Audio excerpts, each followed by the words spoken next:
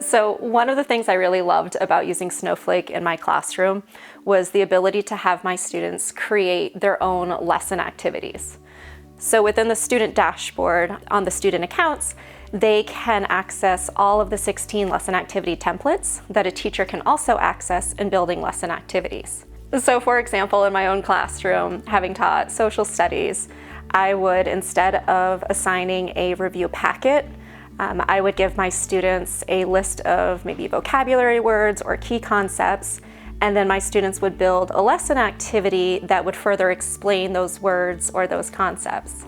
This was a really good way to have my students demonstrate their understanding of what we had been learning in class, because they were responsible for taking a very basic concept or a very basic word and then having to create some lesson that would be used as a review activity or as a way to even teach their other classmates about different things that we were covering in social studies. I remember our favorite was when we did ancient Egypt, and my students got really excited about being able to add in their own graphics.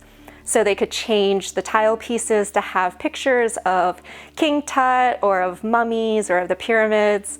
And then they were able to also change the overall background of the lesson so that it was something relevant to what we had been learning. In doing that, it really added that extra engagement for my students, so they became more invested in their learning. It also allowed them to have more choice and voice in how they were demonstrating their understanding of what we had covered in class. So they could choose from a variety of the templates. They could find one that would best match their learning style, or that would also best help them learn the new material as we went through our review before perhaps a test or a quiz.